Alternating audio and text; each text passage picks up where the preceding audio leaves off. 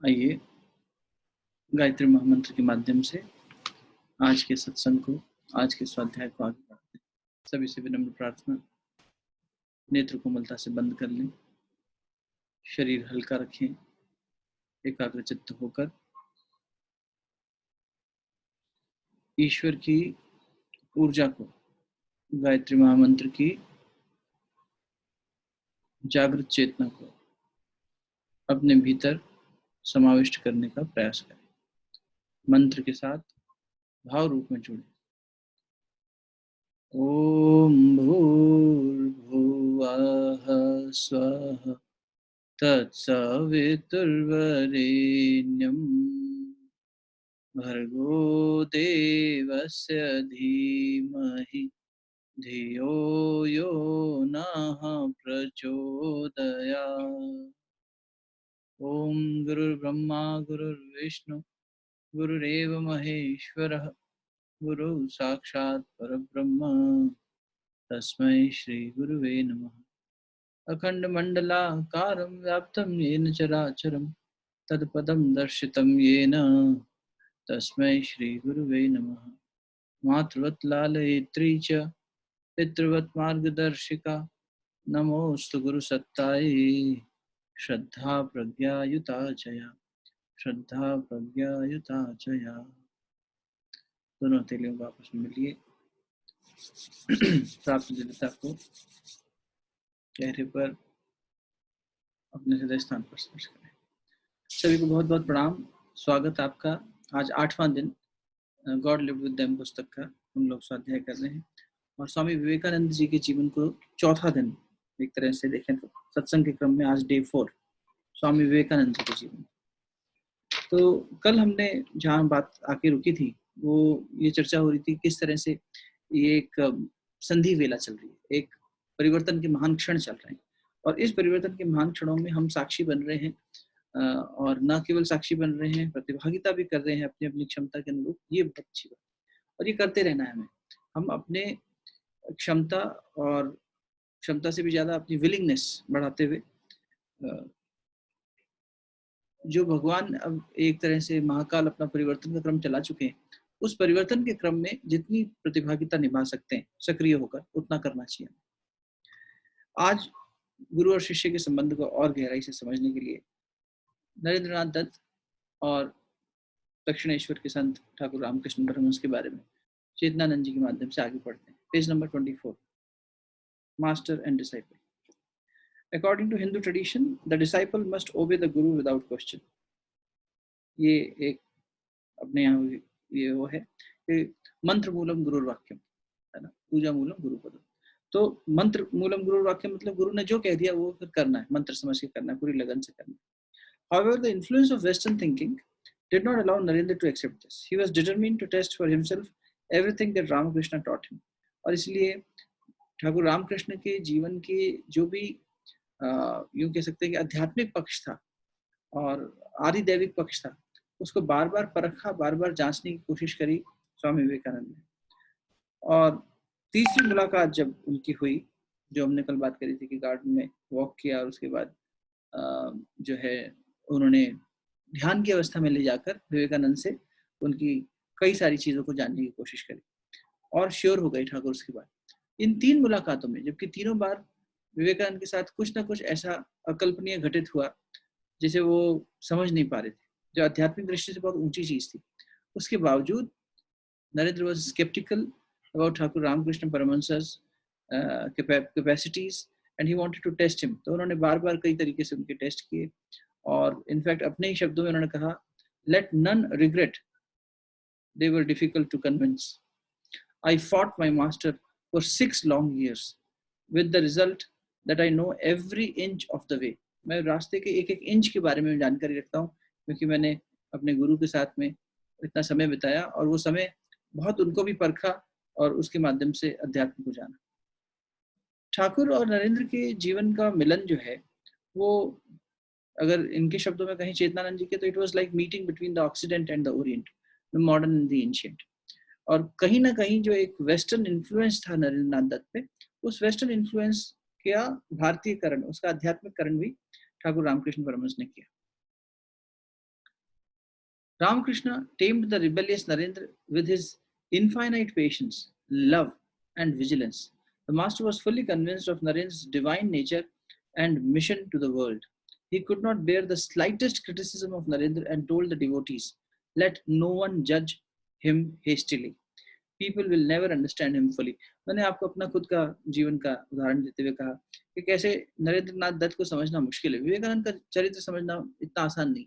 और ठाकुर ने भी ये कहा कि ये संसार उन्हें समझ पाएगा पूरे तरीके से, उनके किए गए कंट्रीब्यूशन को ठीक से समझ पाएगा, इसमें भी बहुत बड़ा संशय है, क्योंकि इतना हमारी सोच ही नहीं है, हमारी बुद्धि ही नहीं है, हमारी साधना ही नहीं है कि हम विवेकानंद को इतना नजदीक से इतना अच्छे से समझ सकें। Ramakrishna did not hesitate to praise Narendra Nath greatness in the presence of one and all. जब भी इन्हें अवसर मिलता था, ठाकुर अपने शिष्य की, स्वामी विवेकानंद की बहुत तारीफ करते थे। और एक ऐसी घटना हुई जब केशव सेन और जो विजय कृष्ण गोस्वामी हैं, जो कि ब्रह्म समाज के लीडर्स थे, ये लोग ठाकुर से मिलने के लिए आए। ठाकुर के पास उनके शिष्य बैठे थे और भक्तगण बैठे थे, विवेकानंद भी बैठे थे, नरेंद्र नाथ। और ठाकुर ने सबके सामने ये कहा कि अगर केशव को और विजय कृष्ण गोस्वामी को, जो कि ये भी भारतीय संस्कृति के बहुत बड़े नाम हैं, इन लोगों के प्रति बहुत सम्मान है, उस समय के ऐतिहासिक पुरुष हैं, तो उनके लिए कहा ठाकुर ने कि अगर ये लोग जलता हुआ दीपक हैं, उसकी एक ज्वाला है, एक ज्योति है, तो मेरा नरेंद्र कोटि सूर्य की शक्ति रखने वाला, सूर्य की शक्ति रखने वाला है। तो ऐसा जब कहा तो नरेंद्र को बहुत बुरा लगा। नरेंद्र को बुरा इसलिए लगा कि एक तो थोड़ा सा हेजिटेट की कि भाई ऐसा क्यों कह रहे हैं सबके सामने ये कहना कि मेरा शिष्य तुमसे ज्यादा बेहतर है, ये कहाँ से समझदारी हुई। और नरेंद्र नाथ दत्त एकदम मुंह पर थे, डांट देते थे, तो उन्होंने खूब डांटा। जब सब चले गए उसके बाद नरेंद्र ने कहा कि ये क्या तरीका है, आप जो है किसी के सामने कुछ भी कह देते हैं, केशव कहाँ इतने प्रसिद्ध व्यक्ति हैं और कहाँ मैं आपसे भीख मांगता हूँ, आप ऐसी बातें मत करिए। तो ठाकुर रामकृष्ण परमहंस एकदम संत आदमी बोले, मैं तो कुछ भी अपने से कुछ नहीं कहता, मेरा तो मन है ही नहीं, मेरा मन तो पूरी तरह माँ में विलीन हो गया, माँ मुझसे जो कहलवाती है मैं वो कहता हूँ, मैं ऐसा मन से मनगढ़ंत नहीं कहता। बोले नहीं, आप अपने हेल्यूसिनेशन में रहते हैं, आप अपनी कल्पना में रहते हैं, आप कुछ भी सोचते हैं, आपका कल्पना जगत है। यहाँ तक भी बातें कही कि जैसे जड़ भरत को हिरण का ध्यान करते करते जब शरीर छूटा तो अगले जन्म में हिरण की योनि मिली, ऐसे आप अनावश्यक मेरे बारे में सोचते रहते हैं, और आप जो ये सब कहते हैं मुझे तो आपके दिमाग की कल्पना लगती है, मुझे इसमें कोई यथार्थ नहीं लगता। ठाकुर रामकृष्ण परमहंस फिर थोड़े से उदास हो गए, नरेंद्र ने डांट दिया। देखो कैसा क्रम था कि नरेंद्र उन्हें डांटते थे, बालक की तरह, फिर वो अपनी माँ के पास जाते थे।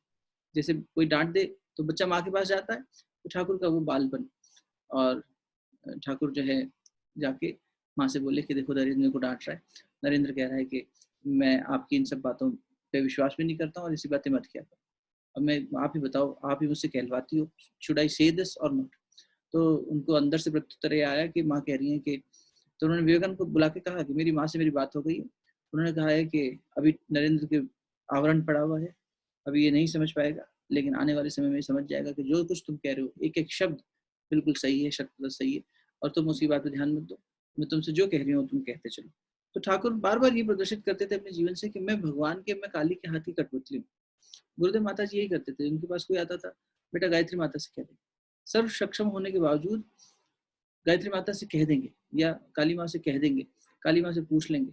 ये जो एक तरीका था लोगों को ये साबित करने का, ये प्रमाणित करने का और ये सिखाने का कि हम सब भगवान के हाथ की कठपुतली हैं और हमें ऐसा ही जीवन जीना चाहिए। ठाकुर का जीवन यहाँ ये सीख दे रहा है कि हम किस तरह से सरेंडरेंस के भाव में, डिवोशन के भाव में, हम कहीं फंसे तो भगवान से पूछें, हम इधर उधर पूछने ना जाए। गुरुदेव कहते थे, बेटा तुम्हें हमसे बात करनी है तो सुबह ब्रह्म मुहूर्त में उठना, सूर्योदय से पहले 5 बार गायत्री महामंत्र करना और ऐसे माथे पे हाथ फेरना, फिर जो विचार आएंगे वो तुम्हारा और हमारा संवाद होगा। दुनिया का सबसे सस्ता संवाद तरीका यही है, सबसे सस्ता टेलीफोन यही है, तुम्हारी हमारी बात करने। हम शरीर छोड़ देंगे, उसके बाद इस तरह से बात होगी। कहने का मतलब हम ईश्वर से, परमेश्वर से, अपनी गुरु की चेतना से संपर्क में रहें और इस तरह से रहें, इस समर्पण भाव से रहें कि जैसे कठपुतली उनके हाथ, उन्हीं से पूछें, उन्हीं से बात करें, उन्हीं के बताए मार्गदर्शन में चलें। Ramakrishna's affection for Narendra astonished everyone. If Narendra could not come to Dakshineshwar for a long time, तो ठाकुर रामकृष्ण निकल जाते थे उसको ढूंढने के लिए कि ये आया क्यों। इनकी पढ़ाई भी चल रही थी विवेकानंद की, तो पढ़ने में काफी होनहार भी थे और रुचि भी रखते थे। तो ठाकुर चले जाते थे कि मैं तेरी पढ़ाई में थोड़ी व्यतिरेक उत्पन्न कर रहा हूँ, थोड़ी देर के लिए आ जाकर, अच्छा तू नहीं आ सकता, मैं मिलने आ जाता हूँ। ढूंढते ढूंढते पहुंच जाते थे। विवेकानंद एक बार तो छुप गए थे अपने दोस्त के घर जाके, किसी को नहीं बताया था कहाँ पर है, कोठरी में ऊपर। ऐसा कल्पना करिए कि पुराना कलकत्ता का घर है, लकड़ी के उसमें जो है प्लेटफॉर्म बना हुआ है और उसके ऊपर एक छोटी सी मचान, उसमें विवेकानंद बैठ के पढ़ रहे थे, बिल्कुल अपना शांति से कोने में जाके छुप गए थे। और उन्हें पता था कि ये बार-बार मैं कहीं छुपता हूँ तो आ जाते हैं। ठाकुर वहाँ पहुँच गए और वहाँ भी इतना रोए जाके कि तू मेरे से इतना छुप रहा है, इतना भागने की कोशिश कर रहा है, मैं तेरे को कोई व्यतिरेक थोड़ी उत्पन्न कर रहा हूँ, तू आ मेरे पास, नहीं भी आता है तो मैं तेरे से मिलने आता हूँ, मैं बस तुझे देखने आ जाता हूँ। इतना ज़्यादा उनमें ललक थी। एक बड़ा कारण ये भी था कि ठाकुर जानते थे that he will be leaving his body very shortly, और विवेकानंद उनको इतने समय बाद मिले हैं, तो बहुत कम समय में अपने सबसे प्राइम शिष्य को सारी एक चीज़ें सिखाना है, समझाना है। इस दृष्टि से बहुत व्याकुल होकर, बहुत ज़्यादा व्याकुल होकर विवेकानंद की तलाश में ढूँढते थे। मुझे लगता है जैसे कहीं गोपियाँ कृष्ण को ढूँढने निकलती थी ना, वैसे ही यहाँ रामकृष्ण जो है, अपनी गोपी को ढूँढने निकलते थे। ये थोड़ा-सा उल्टा करके दिखाया, लेकिन गुरु शिष्य को ढूँढने निकल रहा है, भक्त को भगवान ढूँढने के लिए निकल रहा है। ये बड़ी सुंदर-सुंदर बात है। जैसे कबीरदास जी ने कहा, "कबीरा मन निर्मल भया, जैसे गंगा तीर, पाछे पाछे हरि फिरे कहत कबीर।" वैसी बात कि फिर भगवान पीछे पीछे भागता है, फिर गुरु पीछे पीछे भागता है कि मुझे तेरे माध्यम से प्रकट होना है। अगर हमारा मन निर्मल हो जाए तो, मन प्रसन्न हो जाए, यहाँ निर्मल शब्द प्रसन्नता के लिए आया। कल भी अपन बात कर रहे थे गीता जी के रेफरेंस से, गीता में 2/67 66-67 में ये बात आई, 66 एंड 67 नंबर श्लोक में, कि कैसे हम जब चित्त को, अंतःकरण को प्रसन्नता के भाव में ले आते हैं, प्रसन्नता मतलब निर्मलता का भाव, तो तमोगुण और रजोगुण जो है वो नष्ट हो जाते हैं। और फिर उसके बाद जो बचा हुआ सतोगुण है, वो भी भगवान के लिए जब व्याकुलता आती है तो वो भी खत्म हो जाता है। तो व्याकुलता और प्रसन्नता मिलकर इस तरह से हमारे सतोगुण, रजोगुण, तमोगुण तीनों को नष्ट कर देते हैं, और साधक फिर सत्य में स्थापित होकर, एब्सोल्यूट में स्थापित होकर भगवान के बताए रास्ते पर चल पाते हैं। तो ये एक क्रम गीता जी में भी दिखाई देता है, और यहाँ भी दिखाई देता है कि कैसे नरेंद्र का चित्त इतना निर्मल था, इतना निर्मल था कि भगवान ठाकुर रामकृष्ण उसको ढूंढते फिरते थे। Narendra was greatly pained. अच्छा, फिर क्या हुआ, एक बार ऐसी घटनाक्रम हुआ कि ये ब्रह्म समाज की किसी सभा में गए ठाकुर रामकृष्ण परमहंस, और वहां पर नरेंद्र भी थे। नरेंद्र वहां पर एक भजन गा रहे थे, तो ठाकुर को जब भी नरेंद्र को सुनते थे तो उनको समाधि लग जाती थी। दक्षिणेश्वर के संत के बारे में तब तक काफी प्रचलित हो गई थी बातें, क्योंकि केशव चंद्र ने ही अपने जो इनका न्यूज़लेटर था उसके माध्यम से दक्षिणेश्वर के संत नाम से एक लेख लिखना शुरू किया था, कॉलम लिखना शुरू किया था। तो उसमें बार बार ठाकुर के बारे में कुछ ना कुछ नया आता था। आज ठाकुर प्रत्यक्ष आ गए, तो एक तरह से वहाँ सब लोग उनके दर्शन करना चाहते थे। तो जो वहाँ के वक्ता थे, उसी में जो बातचीत कर रहे थे, जो स्पीकर थे, वो थोड़ा-सा डिस्टॉर्ट हो गए, डिस्टर्ब हो गए कि भई हमारी बात चल रही थी, ये आ गए, उनके आने से सब गड़बड़ा गया। और इतना भगदड़ सी मच गई कि जैसे स्टैम्पेड हो गया। छोटी-सी जगह में बहुत ज़्यादा लोग इकट्ठे हो गए, बहुत ऐसी स्थिति हो गई कि ठाकुर को बचा के निकालना पड़ा, क्योंकि वो तो समाधि में थे, तो उनको वापस लाना पड़ा। तो विवेकानंद ने एक अग्रिम भूमिका निभाई, और काफ़ी उनको ऐसा लगा कि मेरे गुरु का ह्यूमिलिएशन हुआ, और उससे वो दुखी हुए। He managed to elbow his way to Ramakrishna's side, and he led him through the back door, got him into a carriage, and rode him to Dakshineshwar. Narendra reprimanded the master, but Ramakrishna didn't care. बहुत डांटा उन्होंने कि आप क्यों आ गए वहां पर मुझे ढूंढते हुए, आप क्यों जो है ऐसा करते हैं बार बार। और फिर तब उन्होंने ये बात कही कि जो भरत था, उसे जड़ भरत जो है, उसे उसकी हिरण की योनि मिली, आपका भी ऐसा ही हाल हो रहा है, आप ऐसा मत करिए। तो ठाकुर ने इस बार डांट दिया, मैं अब तेरी बिल्कुल नहीं सुनने वाला, मैं अपनी माँ की सुनूंगा, और मैंने माँ से बात कर ली है। माँ कहती है कि जो भी मैं कह रहा हूँ वो उनकी वाणी, उनका शब्द है, उन्हीं की इच्छा है। As a member of Brahma Samaj, Narendra was committed to the belief in the formless God with attributes, and he despised all image worship. तो अब आगे की घटनाक्रम ये है कि इनके साथ में ही इनके एक गुरु भाई राखाल महाराज, तो राखाल महाराज जो है ब्रह्मानंद जी, वो भी ब्रह्म समाज जाया करते थे, और इनफैक्ट वहीं उनकी मुलाकात भी हुई थी। ये व्यायामशाला जाते थे, जिम जाते थे, वहाँ पर मिले, फिर ब्रह्म समाज में साथ हुए। इन दोनों का जो है बर्थ भी एकदम सेम समय का है, 12 जनवरी और 21 जनवरी, तो दोनों का अच्छी दोस्ती हो गई। अब ब्रह्म समाज से साथ साथ दक्षिणेश्वर की यात्रा भी इन दोनों की लगभग साथ साथ हुई। तो राखाल महाराज जो थे, वो ठाकुर के संपर्क में आने के बाद में साकार स्वरूप में काली की पूजा करने के लिए समर्पित भाव से लग गए। विवेकानंद को ये बात अच्छी नहीं लगती थी, ये तो वेदांती थे, ज्ञानी मार्गी थे, तो इन्होंने बात का खंडन भी किया। अरे तुम ब्रह्म समाज की शपथ लिए हो, वहां पर तुमने शपथ ली थी कि मैं निराकार की उपासना करूंगा, अब तुम साकार में लग गए, ऐसा कैसे। और विवेकानंद की इस बात से अब क्या जवाब देते ब्रह्मानंद। और विवेकानंद जब एकदम अपने फ्लो में होते थे ना, तो ये बहुत दहाड़ते थे, बहुत तेज इनकी एक आभा होती थी, उसके सामने सामने दूसरा व्यक्ति जो है बिल्कुल घबरा जाता। तो ब्रह्मानंद जो है वो कुछ कहे नहीं, उल्टा अपना रास्ता बदल के निकलने लगे। जब जब भी नरेंद्र सामने आते रास्ता बदल के, दक्षिणेश्वर में जब भी आमना सामना होता तो ये किसी ना किसी तरह से अपना रास्ता बदल लेते। ठाकुर को ये बात समझ में आई और ठाकुर ने विवेकानंद को बुला के कहा कि तुमने जो उससे कहा वो ठीक नहीं था, क्योंकि हर व्यक्ति शुरू में ही एट द वेरी बिगनिंग निराकार का उपासक बन जाए ऐसा संभव नहीं। इसलिए साकार से उसे शुरू करने दो, निराकार तक पहुंचने के लिए जो भी समय लगेगा मैं उसके साथ हूँ। तुम इसमें जल्दबाजी मत करो, उसे टोको मत, नहीं तो वो तुमसे भी खिन्न हो जाएगा और उसकी जो यात्रा है वो गड़बड़ा जाएगी। उसके बाद से विवेकानंद ने कभी ब्रह्मानंद का मजाक नहीं किया या उनसे कभी इस बारे में बहस नहीं की। लेकिन खुद आप सब जानते हैं कि आगे चल के ऐसी घटना आएगी जब इनको बहुत समस्या, सांसारिक समस्या आ जाएगी, परिवार में पिताजी का देहांत होना और ये सब होना, तब ये काली की उपासना के लिए माँ के सामने मस्तक टेकने के लिए आएंगे और तब ये अपने गुरु के पास आएंगे और गुरु से कहेंगे कि जा मेरी माँ से मांग ले, तू तो मेरी माँ को मानता ही नहीं है, मैं क्यों मांगू, तेरे को मांगना तू जाके मांग ले, क्या मांगना। और तब विवेकानंद ने अपने परिवार के लिए जो मांगने गए थे कि मेरी बहन के लिए दूल्हा दे दो, मेरे माँ के लिए एक चूल्हा दे दो, मेरे पिताजी चले गए हैं, घर में पैसा नहीं है, खाना नहीं है, कुछ नहीं है, बेचारे भूखे आ जाते थे, अपने दोस्त के घर खा के आए हूँ ऐसा झूठ बोलते थे। बहुत ही संयमी व्यक्तित्व और बहुत ही समर्पित संतान के रूप में इन्होंने अपनी माँ को कष्ट नहीं आने दिया। और उसके बाद जब गए हैं माँ के पास तो बिल्कुल नहीं मांग पाए, जाके बस इतना ही मांगा, माँ मुझे शक्ति दो, भक्ति दो, वैराग्य, शक्ति दो, भक्ति दो, वैराग्य। 3 बार भेजा ठाकुर, मंगलवार का दिन था, जा वापस जा, वापस मांग के आ, तो मेरी माँ को मानता ही। जब तीसरी बार नहीं मांग पाए तो आने के बाद में ठाकुर के ऊपर बहुत तेज से रुष्ट हो गए। मैं जानता हूँ कि आप कोई जादू टोना कर रहे हैं, आपके करने से मैं जो है जो मांगने जाता हूँ वो मांग नहीं पाता हूँ, आप बार बार कुछ ऐसा कर देते हैं। अब से मेरे सारे परिवार की जिम्मेदारी सिर्फ आपकी, आप जानो और आपकी माँ जानो, ऐसा गुस्सा करके चले गए विवेकानंद। आगे आएगी वो घटना। तो ये इनका व्यक्तित्व जो है एक कहते हैं ना खरा व्यक्तित्व, वो है खरा सोना है।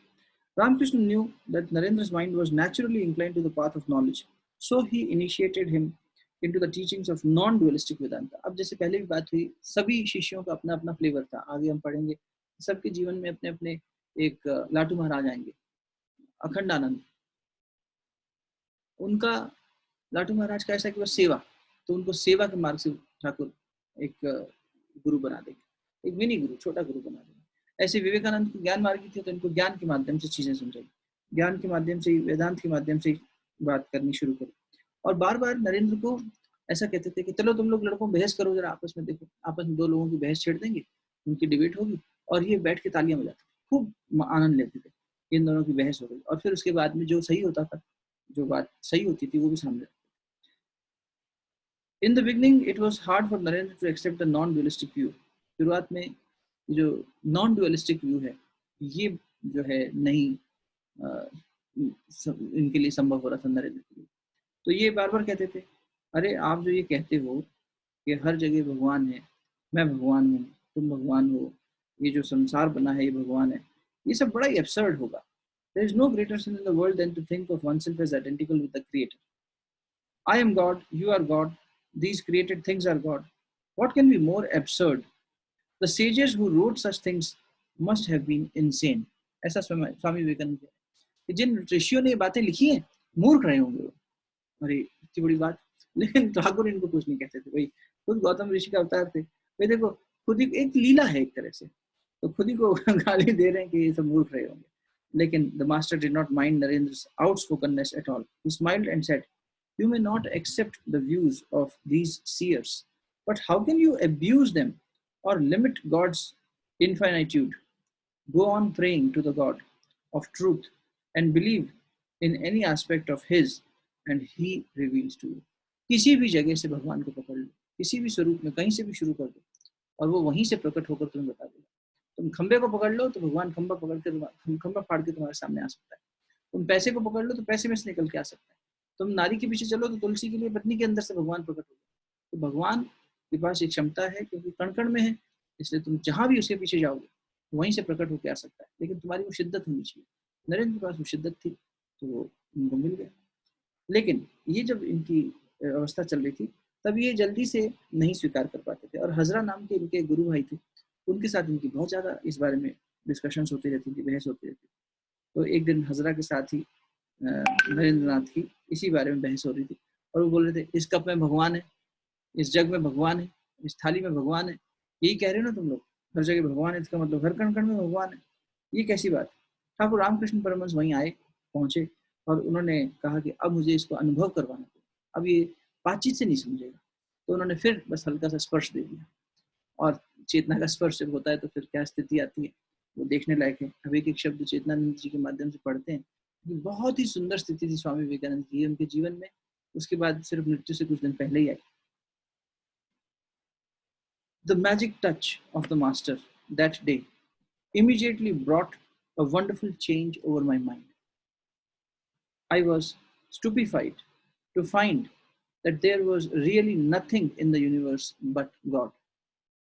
I saw it quite clearly but kept silent to see if the idea would last. But the impression did not abate in the course of the day. तो कह रहे हैं मैं शांत रहा, मेरे को लगा कि अब जैसे होता है ना भांग का नशा हो गया या किसी चीज़ का नशा हो गया तो थोड़ी देर बाद उतरता है, कई बार तो 2-2 3-3 दिन तक रहता है।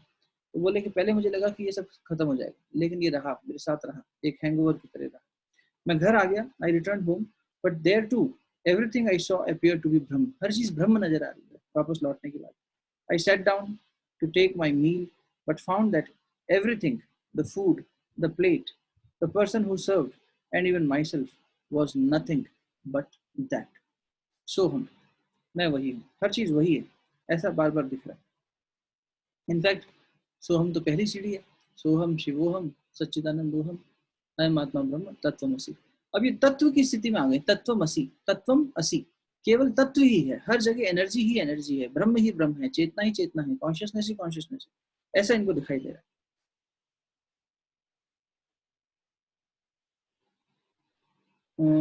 I sat down to take my meal, but found that everything, the food, the plate, the person who served, and even myself was nothing but that. I ate a morsel or two and sat still. I was startled by my mother's words, "Why do you sit still? Finish your meal," and began to eat again. But all the while, whether eating or lying down or going to college, I had the same experience and felt myself always in a sort of comatose state. While walking in the streets, I noticed cabs plying, but I did not feel inclined to move out of the way. I felt that the cabs and myself were of one stuff. There was no sensation in my limbs, which I thought were getting paralyzed. I did not relish eating and felt as if somebody else were eating. Sometimes I lay down during a meal, after a few minutes, got up again and began to eat. The result would be that on some days I would take too much, but it did no harm. My mother became alarmed and said that there must be something wrong with me. She was afraid that I might not live long. मतलब ऐसी परिस्थिति आ गई कि खाने बैठ रहे हैं, फिर थोड़ी देर बाद लेट गए, फिर वापस उठे, फिर खाने लग गए। कभी कभी बहुत बहुत देर तक खा ही नहीं रहे हैं, और कभी बहुत ज़्यादा खा रहे हैं, लेकिन किसी भी चीज़ से इनकी शारीरिक अवस्था पे वैसा नुकसान नहीं आया। लेकिन माँ को ऐसा लगने लगा कि मानो कोई जादू टूना हो गया है या क्या हो गया है, और हो सकता है नरेंद्र जल्दी शरीर छोड़ दे। When the above state altered a little, the world began to appear to me as a dream. तो थोड़ा सा ऑल्ट्रेशन आया, मतलब यहाँ तक था कि सड़क पर जाते थे तो खंभों में सर मार मार के देखते थे, उनमें भी ब्रह्म दिखाई दे रहा है। तो लैंप पोस्ट के नीचे जा रहे हैं, तो लैंप पोस्ट को सर मार के देख रहे हैं कि ये चेतना है, ये मटेरियल है, समझ में तो आए। कह रहे हैं कि जब गाड़ियाँ आती थी सड़क पे तो मैं हटता नहीं था, ऐसा इंक्लिनेशन नहीं आता था कि मैं हटूं, मुझे लगता था वो और मैं एक ही मटेरियल के बने। यानी कि जड़ में भी चेतनता का आभास, ब्रह्म का आभास, हर एटॉमिक पार्टिकल में, हर सूक्ष्म कण के अंदर उस चेतना की हलचल उनको अनुभव होने लगी। While walking in Cornwallis Square, now Azad Hind Bagh, I would strike my head against the iron railings to see if they were real or only a dream. This state of things continued for some days. When I became normal again, I realized that I must have had a glimpse of the Advait or the non-dual state. Then it struck me that the words of the scriptures were not false. मेरे युवा साथियों, विवेकानंद अपने जीवन का अनुभव से प्रत्यक्ष प्रमाण दे रहे हैं। The words of the scriptures were not false. हम लोग बिना जाने रिजेक्ट कर देते हैं। हम लोगों को जो मॉडर्न, अब देखो आज जमाना क्या है कि हम लॉर्ड मैक्यूले को लॉर्ड बुला रहे हैं। जिस आदमी ने हमारी सारी व्यवस्था, एजुकेशन सिस्टम बिगाड़ दिया, उस आदमी को हमने लॉर्ड का दर्जा दे दिया। वो वहाँ पार्लियामेंट ने दिया था लॉर्ड का दर्जा, क्योंकि वहाँ पे उसने सारा सिस्टम चेंज कर दिया इंडिया का। उसने यहाँ से लेटर भेजा था कि मैं एक ऐतिहासिक कदम उठाने जा रहा हूँ कि इस देश की संस्कृति खत्म कर दूंगा। तो वहाँ उसको लॉर्ड की उपाधि दी। और आज भी हम कोट करते हैं लॉर्ड मैकुले। अरे काहे का लॉर्ड? हमारा भगवान यहाँ बैठा है, एक कण-कण में स्क्रिप्चर में बैठ के सारी बात कह रहा है। और विवेकानंद जैसा तर्कशील वेस्टर्न ओरिएंटेड व्यक्ति, इंटेलिजेंस में काफी तेज, मेधावी, उसके भी जीवन में जब ये स्थिति आई तो उसने भी मान लिया कि नहीं, मैं बड़बोलापन कर रहा था, ये ठीक नहीं था, मेरे स्क्रिप्चर्स ठीक कहते हैं, हमारे ऋषियों ने बातें जो कही हैं बिल्कुल ठीक कही। Then it struck to me that the words of the scriptures were not false. Thenceforth, I could not deny the conclusions of Advaita philosophy. उसके बाद से मैं जो अद्वैत फिलोसफी, अद्वैत माने डुअलिज्म, अद्वैत माने नॉन डुअलिज्म, कहीं पर भी दो नहीं है। द्वैत कहता है एक पुरुष है, एक प्रकृति। सांख्य योग में हम लोग पढ़ ही रहे हैं आजकल भी गीता में कि एक पुरुष है, एक प्रकृति है, दोनों के मिलन से ये सारा संसार चल रहा है। पुरुष माने कॉन्शियसनेस, प्रकृति माने जड़। जड़ और चेतन से मिलकर, रामायण में भी ये बात है, जड़ और चेतन से मिलकर पूरा संसार बना है। तो यहाँ पर अद्वैत क्या कहता है कि वो जो जड़ भी है वो चेतन से ही प्रकाशित हो रहा है, इसलिए उसको भी चेतन ही मानो और हर जगह वो चेतन्यता देखो। ये अद्वैत वाली जो फिलॉसफी है ये अभी तक अनुभव नहीं हुई थी इनको, और इसलिए इसको क्रिटिसाइज करते थे कि भाई ये कैसे हो सकता है कि खाने के बर्तन में भगवान है। One day Ramakrishna's whole attitude to Narendra suddenly seemed to change। एक बार ऐसा हो गया कि बिल्कुल बातचीत करनी, या तो उसको ढूंढने उसके घर पहुंच जाएंगे, कहीं भी वो छुपे होंगे वहां पहुंच जाएंगे, या फिर ऐसी स्थिति पैदा कर दी एक दिन कि उनसे ना कोई बात कर रहे, कोई सत्संग चल रहा है तो भी उनको रेफर नहीं कर रहे। पहले तो उसकी प्रशंसा करते नहीं थकते थे, अब ऐसा हो गया कि बिल्कुल उसको देखेंगे भी नहीं, ऐसी स्थिति आई। तो नरेंद्र जब वहां गए तो उन्हें लगा कि ठाकुर किसी स्पिरिचुअल मूड में है। He waited for a while and then went to the veranda and began to talk to Hazra. फिर हजरा से बातचीत करने लग गए। शाम का समय आ गया, नरेंद्र ने फिर आके प्रणाम किया, कोई बातचीत नहीं, ठाकुर ने कोई प्रणाम का उत्तर नहीं दिया। और ऐसा कई दिन तक चलता रहा, एक दिन, 2 दिन, 4 दिन, ऐसा करते करते 1 महीना बीत गया। Finally, after more than a month, the master asked Narendra, "Why do you come here when I don't speak to you a single word?" मैं तुमसे बात नहीं कर रहा हूँ, तुम आए जा रहे। Do you think I come here just to have you speak to me? Narendra ने उत्तर दिया, मैं इसलिए आता हूँ कि आप मुझसे बात करें। I love you. I want to see you. He told, I want to see you. That's why I come. The master was delighted. खूब ऐसा ये ना, इनको कभी देखो आप, इनके ऊपर जब और चिंतन करोगे और अध्ययन करोगे, ठाकुर इतना आह्लादित हो जाते थे और एक बच्चे की तरह खूब उछल के तालियां बजाते थे, खूब मजेदार। और उस समय भी बहुत आह्लादित होगा कि अरे वाह, तूने मेरा दिल खुश कर दिया, तू मुझसे इतना प्यार करता है इसलिए आता है, और मैं तेरी टेस्ट कर रहा था to see if you stop coming when you did not get love and attention. Only a spiritual aspirant of your quality could put up with so much neglect and indifference. Anyone else would have left me long ago. देखो बुरा मत मानना, लेकिन हम लोग जो इतना भी काम करते हैं ना, चाहे अच्छा, चाहे पारिवारिक, चाहे सांसारिक, चाहे आध्यात्मिक, हम लोगों के मन में ये रहता है, सबके, मैं अपनी बात भी करूँ, कि हमारी काम की प्रशंसा हो, कोई उसे एक्नॉलेज करे। प्रशंसा ना भी तो कम से कम हमने जो किया है उसको कोई एक्नॉलेज तो कर दे। घर में भी हम कहते हैं, अरे हमने खाना बनाया, कम से कम ये मत कहो खाना अच्छा बना, तो एक्नॉलेज तो करो कि हाँ बहुत काम था, तुमने बहुत किया। ऐसा हर एक के मन में होता है। इसे गुरुदेव कहते थे कि पुत्रेष्णा, वित्तेष्णा और लोकेष्णा, 3 तरह की एष्णा होती है, डिजायर्स होती है। तो संतान पाने की इच्छा फिर भी छूट जाती है थोड़े थोड़े समय में, पैसे की इच्छा भी कुछ लोगों की छूट जाती है, लेकिन जो ये तीसरी एष्णा है, वित्तेष्णा, लोकेष्णा, ये जल्दी से नहीं छूटती। लोकेष्णा माने संसार में मेरी बढ़ाई हो, मेरी तारीफ हो, मेरी प्रशंसा हो, लोग मुझे जाने, मुझे अटेंशन दें, मेरे एक्नॉलेज करें। और ठाकुर रामकृष्ण कह रहे हैं कि तेरे जैसा व्यक्ति ही साधक हो सकता है। क्यों? क्योंकि साधक को इस चीज से फर्क नहीं पड़ता कि उसे कौन एक्नॉलेज कर रहा है, कौन नहीं कर रहा, वो अपने रास्ते पे अडिग बना रहता है। तो और कोई होता तो मुझे छोड़कर चला गया होता, लेकिन तू है जो टिका हुआ। Narendra was very bold and frank. He did not speak about people behind their back. He took delight in criticizing the master's spiritual experiences as evidence of a lack of self-control. He would even make fun of his worship of Kali. मतलब वो जो भी था, लेकिन पीठ पीछे नहीं था, साफ सामने था। ये भगवान के नाम पर उनको जो पूजा करते हैं उसका भी मजाक बना देते थे। Why do you come here? The master once asked him. If you do not accept Kali, my mother. Bah, must I accept her? Narendra retorted. Simply because I come to see you, I should accept her. I come to you because I love you. All right, said the master. Before long, you will not only accept my blessed mother, but weep while repeating her name. बहुत ज़्यादा समय नहीं बचा है कि जब तू मेरी माँ के साथ बैठेगा और रोएगा, उसका नाम ले लेके सुमिरन करेगा उसके नाम का। अभी तो इनसे दूर भागता है, अभी तो मुझे गाली देता है कि मैं अपनी माँ की जो पूजा करता हूँ, माँ से बातचीत करता हूँ, तेरे को सब मजाक लगता है। लेकिन वो दिन दूर नहीं है नरेंद्र, जब तेरा भी यही स्थिति आने वाली है। ऐसी घोषणा करके ठाकुर रामकृष्ण परमहंस ने नरेंद्र के आने वाले दिनों में जो एक विशेष घटनाक्रम घटित होने वाला था उसकी तरफ संकेत कर दिया। जो अभी हमने थोड़ा सा स्पर्श भी किया कि जब ठाकुर रामकृष्ण परमहंस के पास ये अपने परिवार के लिए मार्गदर्शन और सहायता लेने के लिए गए, आशीर्वाद लेने के लिए गए, तो उन्होंने कहा कि तुम माँ से मांग लो। और असल में उन्होंने कहा कि आप अपनी माँ से क्यों नहीं कहते? बोले तू तो मेरी माँ में विश्वास ही नहीं करता, फिर मैं क्यों अपनी माँ से कहूँ तेरे लिए? वो नहीं नहीं, मैं नहीं कह सकता, और तुझे अगर लगता है तो तू खुद ही जाके कह दे माँ से।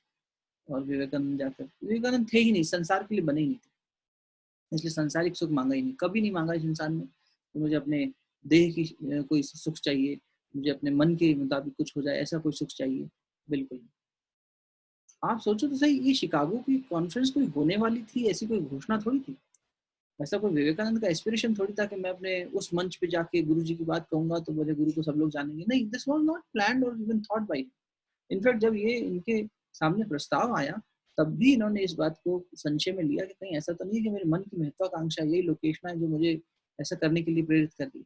और इन्होंने कन्याकुमारी में विवेकानंद मेमोरियल रॉक पर 3 दिन ये व्यक्ति बैठा रहा, ध्यान की गहरी अवस्था में अपने गुरु के साथ संवाद करता रहा। और शारदा मणि माँ को चिट्ठी लिखी, उन्होंने कहा नहीं, ठाकुर की इच्छा है कि तुम जाओ, मुझे भी ऐसा ही संकेत मिला है, तुम जाओ। तो माँ का आशीर्वाद लेके, शारदा माँ का आशीर्वाद लेके फिर गए। आशीर्वाद तो पत्राचार से लिया, वापस कलकत्ता नहीं आए। तो ये व्यक्ति उससे पहले कहाँ था? 6 साल। 1886 में गुरु के चले जाने के बाद से लेकर 1893, इस 7 साल में विवेकानंद कहाँ थे? परिव्रज्या कर रहे थे, पूरे देश भर में चल रहे थे नंगे पैर।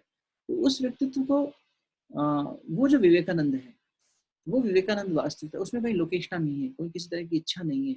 और उसी समय पर भी उन्होंने बहुत से लोगों को प्रेरित किया।